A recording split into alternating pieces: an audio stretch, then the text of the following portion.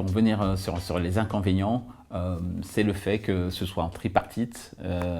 L'élément pour moi le plus friable dans le spermapose, c'est la compresse thermique qui est mise à rude épreuve en fait. Sur le plan écologique aussi, pour revenir sur l'anneau qui une fois de plus est en silicone et puis là qui produit véritablement zéro déchet, là on a effectivement plusieurs boxeurs qui vont finir par s'user au fil du temps, des compresses aussi qui vont finir par s'user. Alors sur une base quotidienne, il n'y a pas de production de déchets, on est d'accord, mais sur la durée, au bout de 2 ans, 3 ans, 4 ans, il y a effectivement une production de déchets. Soyons honnêtes, c'est des objets qui sont périssables.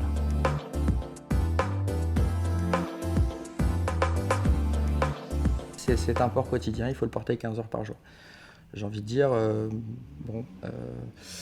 qui ne porte pas de sous-vêtements et ne les porte pas à peu près 15 heures par jour. Voilà. Il faut l'envisager de la même manière. Et pour les femmes, et par exemple celles qui portent des soutiens-gorge, il y a ce principe d'enserrement à un moment donné d'une partie du corps. C'est exactement le même fonctionnement et ça se fait sur une même durée et c'est quotidien aussi. Donc voilà, c'est un frein réel, c'est sûr, il ne faut pas l'oublier. Et il faut être assidu à le porter une durée assez importante.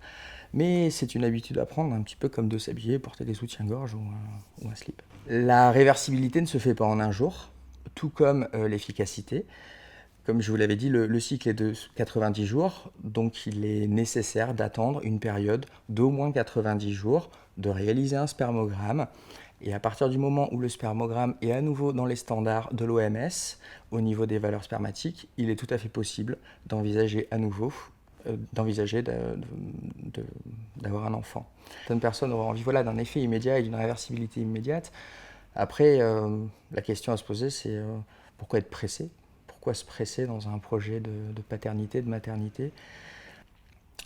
L'apparence peut être un frein.